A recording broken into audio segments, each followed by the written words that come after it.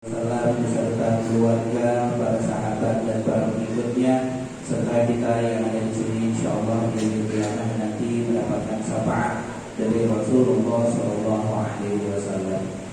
Hadirin yang saya hormati, hari ini hari Jumat tanggal 6 Ramadan 1443 Hijriah. Waktu sholat Jumat jatuh pukul 11:58 menit.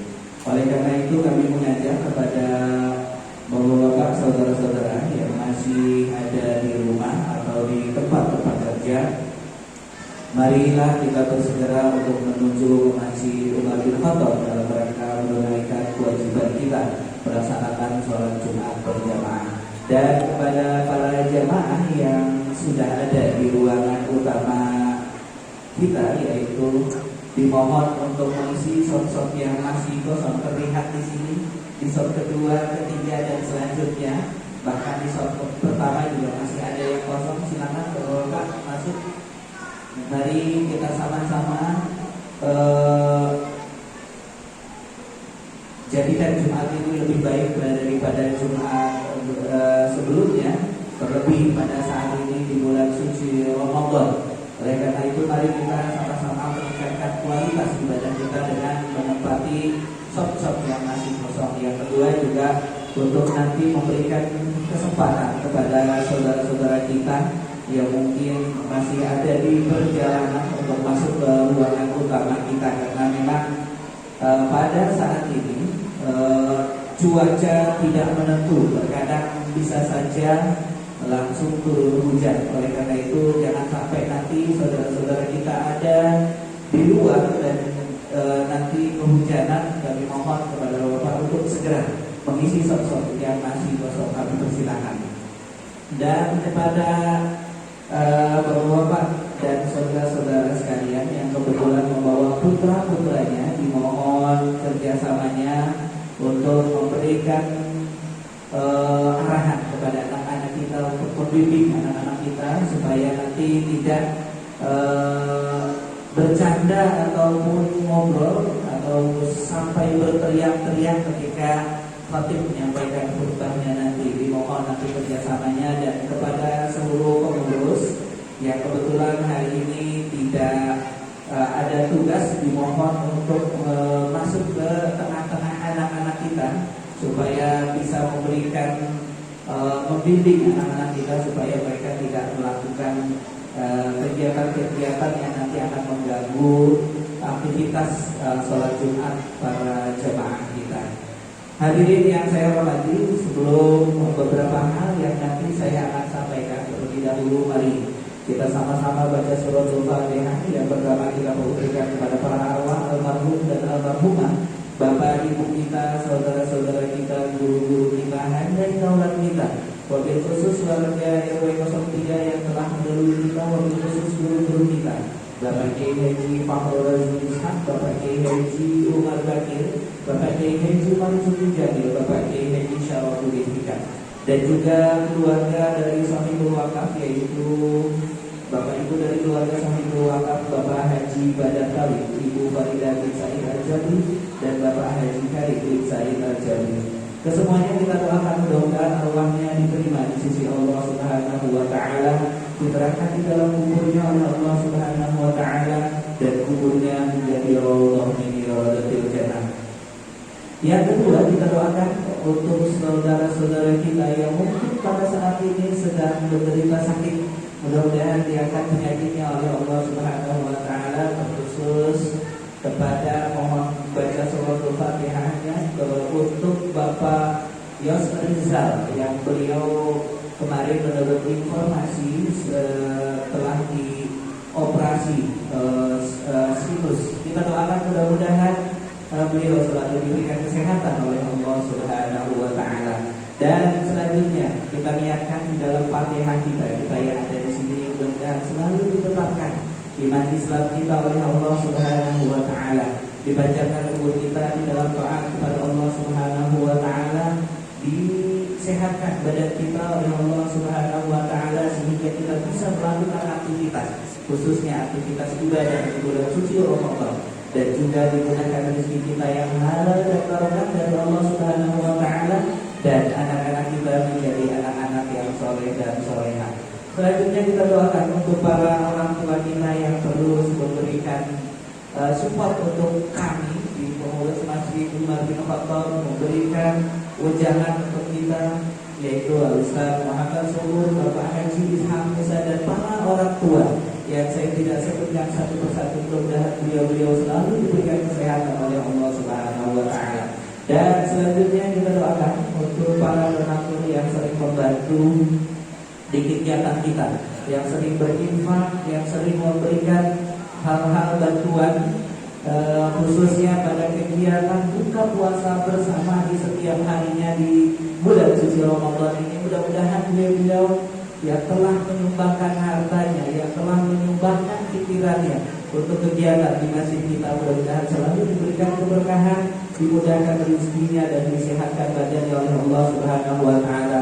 Terkhusus keluarga Sahibul Wakaf, mudah-mudahan dimudahkan segala urusannya, disehatkan badannya, dan dimudahkan rezekinya oleh Allah Subhanahu wa taala. Dan selanjutnya kita doakan untuk negara kita, mudah-mudahan negara kita menjadi negara yang berbentuk thayyibah ghafur, dan pemimpin-pemimpinnya cinta kepada kita selaku rakyatnya, dan sayang juga kepada rakyatnya, dan menuruti apa kata para alim ulama kita. Dan selanjutnya kita doakan untuk guru-guru kita yang terus memberikan mauizah kepada kita, yang terus menegakkan amar ma'ruf nahi munkar.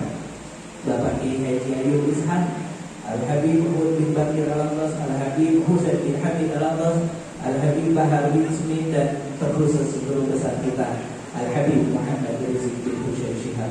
Kita doakan mudah-mudahan beliau selalu diberikan kesehatan, diistiqomahkan dalam perjuangannya, dimudahkan segala urusannya. Ala hadiniah wa kulli niyatin shalihah ila hadratil Mustafa Muhammad sallallahu alaihi wasallam fi kulli syai'in lillahi lahu wal fatihah. A'udzu billahi minasyaitonir rajim. Bismillahirrahmanirrahim. Alhamdulillahirabbil alamin arrahmanir rahim maliki yaumiddin. Iyyaka na'budu wa iyyaka nasta'in ihdinas siratal mustaqim siratal ladzina an'amta 'alaihim ghairil maghdubi 'alaihim waladdallin. Hadirin sekalian, telah hadir di tengah-tengah kita yaitu Al-Ustaz Syahrul Effendi Dasopak SHI. Beliau akan bertindak sebagai khatib dan imam kita pada kesempatan Jumat ini. Al-Ustaz Ruhi Maulana bertindak sebagai mubaligh dan azan, akan dikumandangkan oleh saudara Yudo Handoko.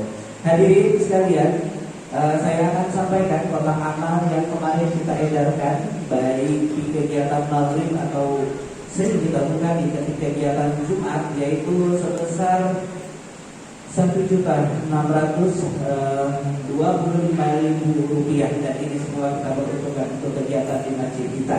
Dan sejak bulan puasa di malam tarawih pertama sampai malam tarawih yang ke-6 tadi malam, kami sudah seperti biasa kita mengedarkan kotak amal, dan ini semua kita peruntukkan untuk kegiatan di masjid kita. Dan kotak amal selama 6 malam alhamdulillah kita dapat yaitu sebesar Rp2.935.000, dan ini semua kita peruntukkan untuk kegiatan-kegiatan kita di Masjid Umar bin Khattab, khususnya untuk kegiatan di bulan suci Ramadan. Dan saya mengajak kepada para jamaah sekalian untuk menyisihkan rezekinya untuk kegiatan, untuk demi kemakmuran di masjid kita. Hadirin yang saya hormati, seperti biasa ada undangan. Yang pertama datangnya dari sholat subuh gabungan, yang mana insya Allah akan dilaksanakan pada hari Ahad besok, yaitu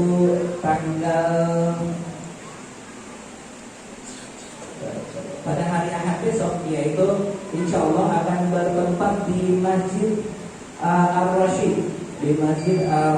dan insya Allah akan hadir yaitu guru kita Bapak Qurtubi Al-Bantani. Dan juga ada undangan juga dari Masjid Majelis Ta'lim Al-Afif yang mana akan dilaksanakan pada hari Ahad juga tanggal 10 April, yaitu bertempat di Masjid Al-Anwar sekaligus acara buka puasa bersama. Dan insya Allah akan hadir guru kita Bapak Kiai Haji Munawir Al-Sri. Dan juga di masjid kita insya Allah pada hari Senin besok ada kajian Ba'da Asar yang akan disampaikan oleh Ustadz dari Badan Wakaf Al-Quran untuk saudara-saudara kita di pedalaman. Ba'da Asar kita akan diisi dan sekaligus ada persentase untuk penyaluran Al-Quran. Hanya ini yang saya sampaikan, kurang lebihnya mohon maaf. Wassalamualaikum warahmatullahi wabarakatuh.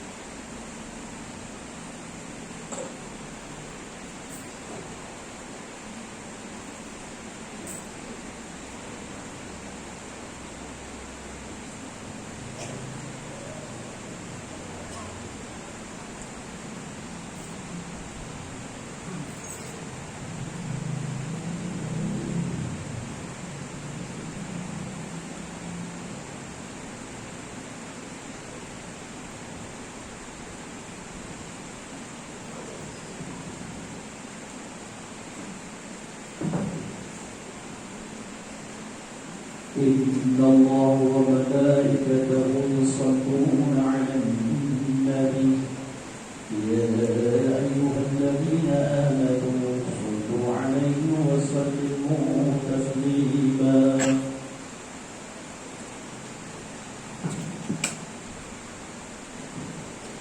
Assalamualaikum warahmatullahi wabarakatuh. Allahu Akbar, Allahu Akbar, Allahu Akbar, Allahu Akbar. Asyhadu an la ilaha illallah.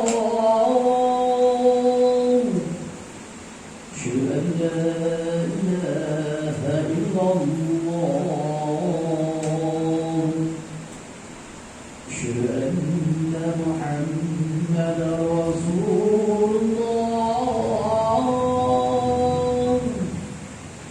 Asyhadu anna Muhammadar Rasulullah.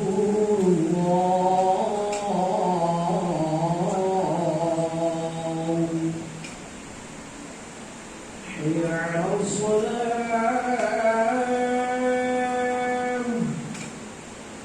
Hayya 'alas salam.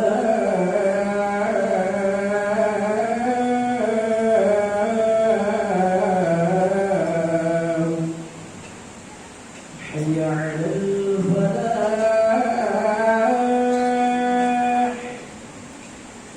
Hayya 'alal falah.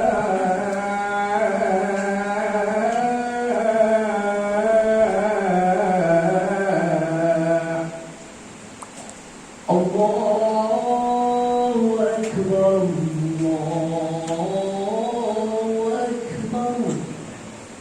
La ilaha illallah.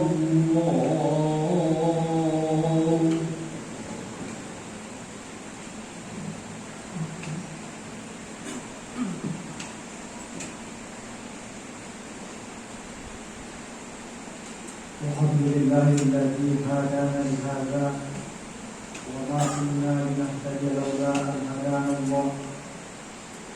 Man yahdihillahu fala mudilla lahu wa man yudlil fala hadiya lahu. Asyhadu an la ilaha illallah wahdahu la syarika lahu wa asyhadu anna Muhammadan abduhu wa rasuluhu man la nabiyya ba'dahu. Allahumma shalli wa sallim wa barik ala sayyidina Muhammad. إن الله وملائكته يصلون على النبي يا أيها الذين آمنوا صلوا عليه وسلموا تسليما. قال الله تعالى في كتابه الكريم أعوذ بالله من الشيطان الرجيم يا أيها الناس اعبدوا ربكم الذي خلقكم والذين من قبلكم لعلكم تتقون. ثم قال الله أيضا وَلَقَدْ صَرَّفْنَا فِي هَذَا الْقُرْآنِ مِنْ كُلِّ مَثَلٍ وَلَقَدْ صَرَّفْنَا فِي هَذَا الْقُرْآنِ لِلنَّاسِ مِنْ كُلِّ مَثَلٍ وَكَانَ الْإِنْسَانُ أَكْثَرَ شَيْءٍ جَدَلًا. ثم قال الله أيضا وَلَقَدْ ضَرَبْنَا لِلنَّاسِ فِي هَذَا الْقُرْآنِ مِنْ كُلِّ مَثَلٍ لَعَلَّهُمْ يَتَذَكَّرُونَ. Ma'asyiral muslimin rahimakumullah. Puji syukur kehadirat Allah Subhanahu wa taala di mana pada siang Ramadan yang berbahagia ini kita semua insyaallah masih saja dapat menunaikan ibadah puasa Ramadan sekaligus ibadah sholat Jumat berjamaah. Salawat dan salam kepada junjungan kita Nabi Muhammad Rasulullah sallallahu alaihi wasallam. Mudah-mudahan kita semua yang hadir di sini dicatat oleh Allah sebagai bagian dari umat Rasulullah sallallahu alaihi wasallam yang insyaallah telah mendapatkan syafaat daripada Rasulullah sallallahu alaihi wasallam, di mana kelak kita tidak akan mendapatkan apa-apa kecuali daripada syafaat Rasulullah SAW membela kita yang ada yaumul qiyamah. Yauma la yanfa'u malun wala banun illa man atallah biqalbin salim. Ma'asyiral muslimin rahimakumullah. Pada Jumat yang berbahagia ini bukanlah khatib mengajak jamaah semua untuk bertakwa kepada Allah Subhanahu wa taala, mendekatkan diri kepadanya, beribadah sebanyak-banyaknya, terutama di bulan puasa Ramadan ini. Untuk Jumat kali ini, khatib akan memilih salah satu topik yang relevan untuk kita angkat, yaitu petunjuk Al-Quran di dalam mengantisipasi datangnya krisis. Sebagaimana mungkin kita semua cermati, pada akhir-akhir ini tanpa kita sangka-sangka krisis sebenarnya sudah sedang berjalan, baik krisis ekonomi, krisis keamanan maupun krisis internasional, yang semuanya saling terkait, saling berkelindan, karena memang dunia saat ini sudah terkoneksi, terkait satu sama lain. Bila di Eropa krisis, kita jangan sampai berpikir bahwa kita tidak akan krisis. Di sini akan terjadi krisis. Demikian juga sebaliknya. Karena dunia sekarang ini bukan seperti dunia yang dulu. Dunia yang sekarang adalah dunia yang saling mempengaruhi. Jadi kita sebagai umat Islam hendaknya aware, hendaknya sadar dan hendaknya cerdas, memahami sekaligus mengantisipasi datangnya krisis itu. Sebagai petunjuk dari Allah Subhanahu wa taala, sebenarnya Al-Quran ini telah memberikan banyak petunjuk, memberikan banyak pelajaran kepada kita, baik tentang menghadapi krisis maupun menghadapi hari-hari biasa. Salah satu petunjuk bagaimana menghadapi krisis yaitu diajarkan oleh Al-Quran, diajarkan oleh Allah di dalam Al-Quran, yaitu bagaimana cara Nabi Yusuf mengantisipasi krisis di masanya. Kita mengetahui pada masa Nabi Yusuf terjadi di Mesir krisis iklim yang menyebabkan krisis pangan bertahun-tahun. Kalau kita tarik pada zaman kita sekarang, sebenarnya krisis iklim ini sudah berjalan lama.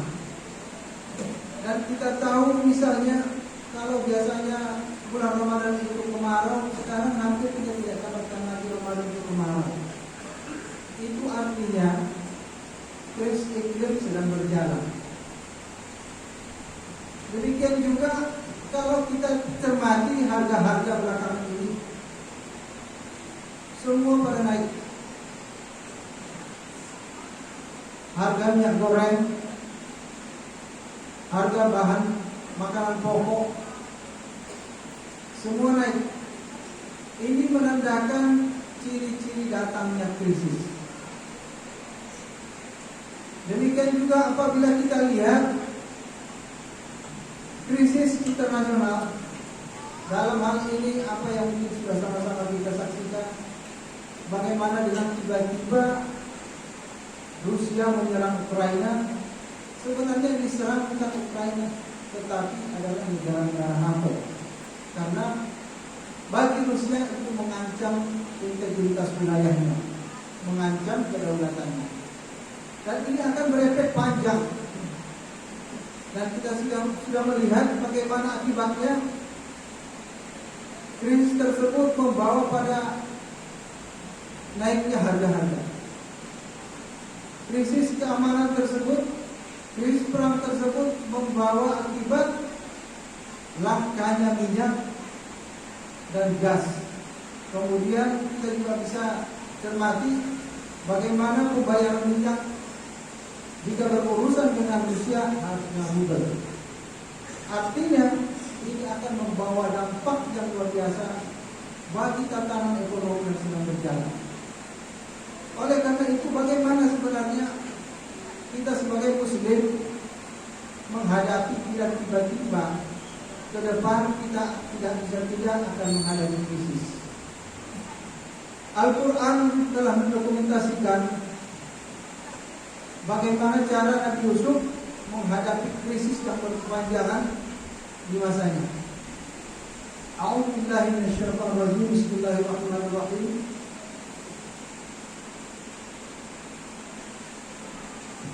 Wa qala al-maliku inni ara sab'a baqaratin siman ya'kuluhunna sab'un ijafun wa sab'a sumbulatin khudrin wa ukhra yabisat. Ya ayyuhal mala'u aftuni fi ru'yaya in kuntum lirru'ya ta'burun.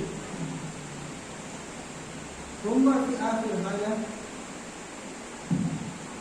Yusuf ayyuhas siddiqu aftina fi sab'i baqaratin siman ya'kuluhunna sab'un ijafun wa sab'a sumbulatin khudrin wa ukhra yabisatin la'alli arji'u ila an-nasi la'allahum ya'lamun. Qala tasra'una sab'a sinina da'aba fama asabtum fadharuhu fi sunbulihi illa qalilan mimma ta'kulun. Thumma ya'ti min ba'di dhalika sab'un shidadun ya'kulna ma qaddamtum lahunna illa qalilan mimma tuhsinun. Thumma ya'ti min ba'di dhalika 'amun fihi yughadhu an-nasu wa fihi yahsurun. Artinya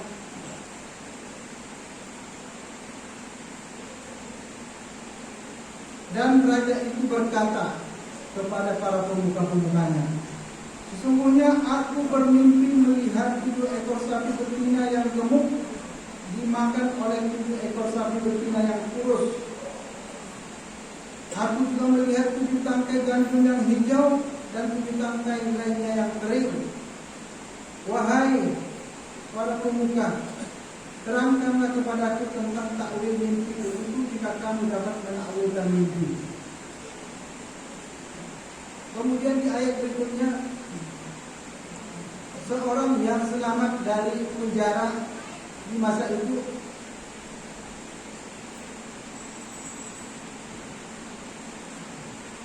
dia berkata, Yusuf, wahai orang yang sangat dipercaya, terangkanlah kepada kami takwil mimpi raja tersebut, yaitu tentang 7 ekor sapi betina yang gemuk yang dimakan oleh 7 ekor sapi betina yang kurus, tentang 7 tangkai gandum yang hijau dan 7 tangkai lainnya yang kering kerontang, agar aku kembali kepada mereka orang-orang itu agar mereka mengetahuinya. Maka Yusuf berkata, kamu harus bercocok tanam 7 tahun berturut-turut lamanya, sebagaimana biasa. Kemudian apa yang kamu tuai itu hendaklah kamu biarkan di tangkainya, kecuali sedikit untuk kamu makan. Kemudian setelah itu akan datang 7 tahun yang sangat sulit, yang menghabiskan apa yang kamu simpan itu untuk menghadapi tahun-tahun sulit itu, kecuali sedikit dari apa di gandum tersebut yang dapat kamu simpan. Setelah itu akan datang tahun di mana manusia diberi hujan dengan cukup, dan pada masa itu mereka dapat memeras anggur. Ma'asyiral muslimin rahimakumullah. Ayat ini cerita tentang takwil mimpi seorang raja di masa Nabi Yusuf, yang kemudian raja ini karena percaya dengan takwil mimpi yang diberikan oleh Nabi Yusuf, mengangkatnya menjadi sebagai bendahara negara atau menteri keuangan masa itu. Takwil mimpi ini bercerita tentang 7 ekor sapi betina yang gemuk-gemuk dimakan oleh 7 ekor sapi betina yang kurus. Mimpi raja seperti itu. Kemudian di dalam mimpinya raja itu juga melihat 7 tangkai gandum yang hijau bagus dan 7 tangkai gandum yang kering kerontang. Rupanya mimpi ini mengusik dan mengganggu raja, sehingga dia menyampaikan mimpi tersebut kepada para pembantu-pembantunya dan para menterinya. tapi tidak ada seorang pun di antara menterinya atau pembantu-pembantunya yang mulia itu dapat menakwilkan mimpi raja tersebut. Hingga seseorang yang selamat dari penjara mengabari raja tersebut bahwa Nabi Yusuf mampu menakwilkan arti mimpi raja tersebut. Kemudian orang tersebut mendatangi Nabi Yusuf. Yusuf ayyuhas siddiq, kata orang tersebut, wahai Nabi Yusuf yang maha benar, yang dapat dipercaya. Ternyata Nabi Yusuf memang sudah mempunyai gelar yang dapat dipercaya. Kemudian orang tersebut bertanya kepada Nabi Yusuf tentang arti mimpi raja tersebut. Yusuf pun memberikan penjelasan tentang arti mimpi tersebut. Pertama, tentang 7 ekor sapi betina yang tersebut dimakan oleh 7 ekor sapi betina yang kurus. Ini menandakan bahwa akan ada krisis pangan yang akan melenyapkan kekayaan negeri Mesir dan akan melenyapkan kemakmuran mereka saat itu, yang berlangsung selama 7 tahun. Jadi Nabi Yusuf menyarankan kepada orang tersebut dan supaya disampaikan kepada raja tersebut, supaya dalam 7 tahun pertama disuruh seluruh penduduk bercocok tanam, khususnya gandum, seperti mana biasanya, tetapi disimpan hasilnya dalam 7 tahun itu. Dan sebagian kecil dari hasil cocok tanam selama 7 tahun itu dimakan oleh penduduk. Supaya apa? Supaya 7 tahun yang akan datang tersedia bahan pangan bagi penduduk. Sebab kenapa? Pada 7 tahun yang akan datang tidak ada hujan, semua akan kemarau dan tidak bisa lagi bercocok tanam. Kemudian raja mendengar saran atau takwil mimpi yang diberikan oleh Nabi Yusuf tersebut. Lalu oleh raja dilaksanakanlah saran Nabi Yusuf itu, sampai kemudian Nabi Yusuf diangkat menjadi bendahara negara, atau dalam istilah Tuhan khaza'inul ardh, atau menteri keuangan kalau ukuran kita zaman sekarang. Apa sebenarnya yang dapat kita tarik dari petunjuk Al-Quran ini? Pertama, kita tidak boleh berlaku bodoh manakala indikasi krisis sudah menghadapan kita. Kita harus melakukan antisipasi dan ikhtiar. Manakala kita berlaku bodoh, itu artinya sama dengan menjerumuskan nasib kita ini.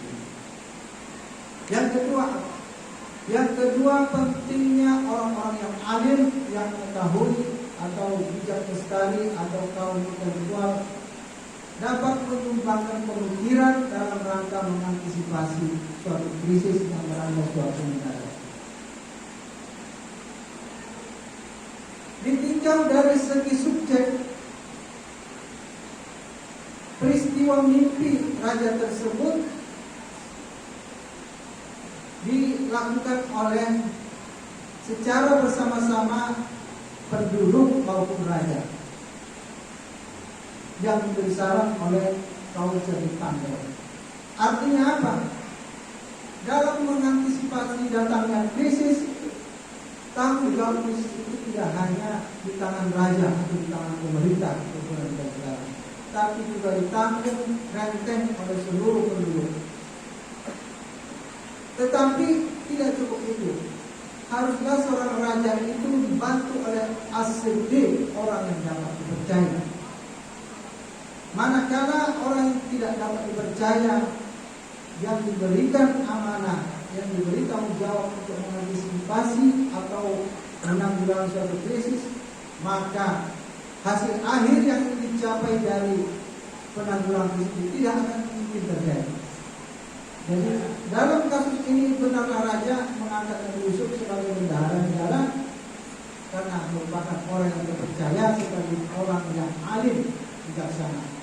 Al-Quran mengabadikan hal itu hafizul alim. Jadi penulis itu seorang yang terpercaya, orang yang alim dan juga dapat memelihara. Yang kedua dari segi materi. Kalau kita melihat hal ini, bahwa krisis itu diantisipasi adalah materi pokoknya. Apa materi pokok? Yaitu masalah pangan. Kenapa masalah pangan krisis? Bukan dikasih duit atau bukan dikasih minyak goreng atau apalah seperti ini, tapi langsung ke poin yang berhubungan dengan bahan makanan pokok. Karena memang ketika krisis, hal yang paling darurat adalah bahan makanan pokok, bukan uang. Karena dalam suatu krisis kadang-kala terjadi inflasi di mana nilai uang itu menjadi syukur, tidak bernilai sama sekali untuk membeli kilogram bahan makanan pokok. Ini memberi petunjuk kepada kita bahwa di dalam rangka menanggulangi krisis itu haruslah sasarannya adalah bahan makanan pokok. Tapi bahan makanan pokok itu pun harus dibuat dalam stok yang cukup dalam mengantisipasi proses krisis. Tidak cukup untuk setahun 2 tahun, haruslah mencukupi bilangan tahun.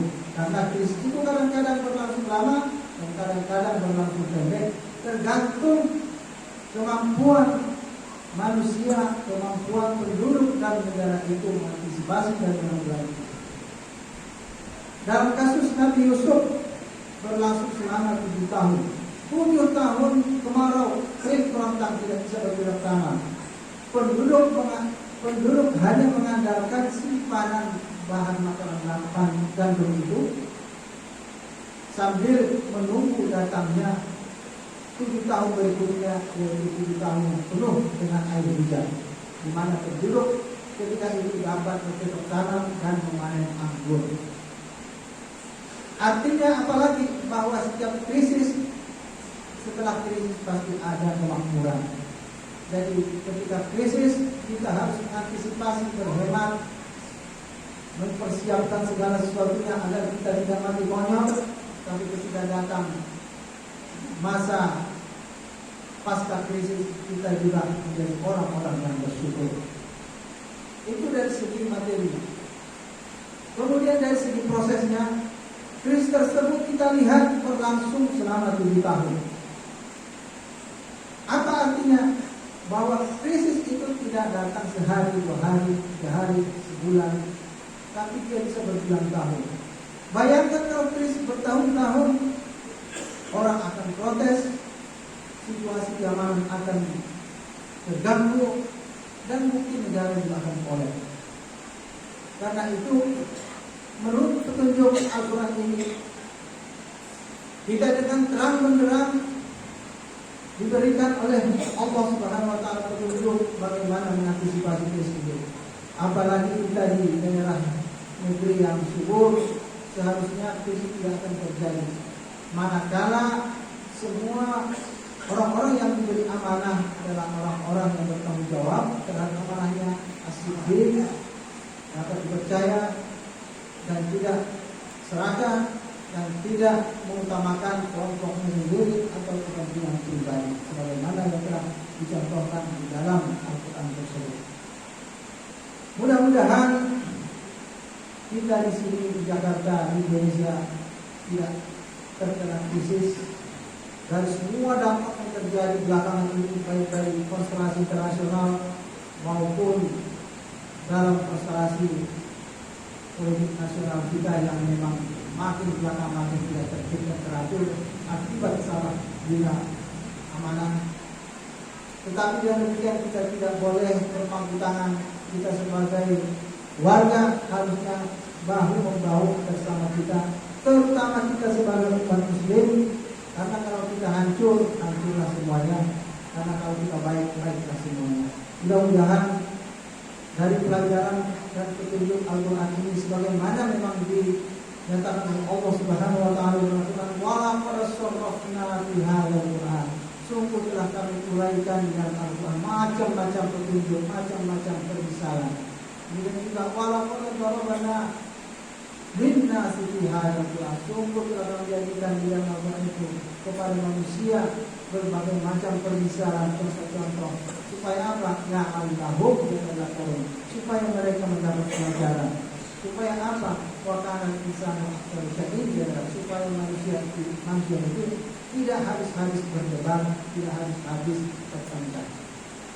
Barakallahu lakum fil Qur'anil azim wa nafa'ana iyyakum bima fihi min ayatin wa dhikril hakim wa taqabbal minni wa minkum innahu kana samian alim. Aqulu qawli hadza wa astaghfir innahu huwal ghafurur rahim. Allahumma shalli wa sallim ala sayyidina Muhammadin wa ala ali sayyidina Muhammad.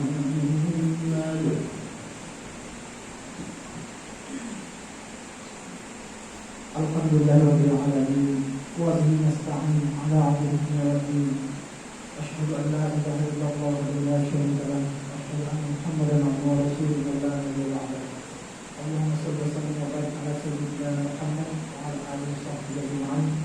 Qala Allah ta'ala fi kitabil karim ittaqullaha haqqa tuqatih wa la tamutunna illa wa antum muslimun.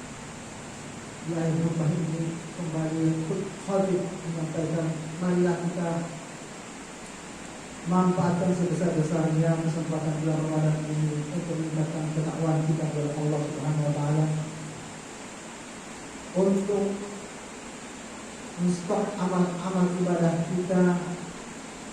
Bila kita meninggal, kita akan mendapat perbekalan menghadap kepada Allah Subhanahu wa taala. Karena di bulan Ramadan ini amalan-amalan ibadah yang kita lakukan berlipat ganda kepada Allah Subhanahu wa taala. Mari sama-sama menyerahkan tangan kepada Allah Subhanahu wa taala, mudah-mudahan doa kita kepada kaum muslimin dan muslimat supaya diampuni, dan kepada diri kita sendiri diampuni oleh Allah Subhanahu wa taala. Allahumma ighfir lil muslimin wal muslimat.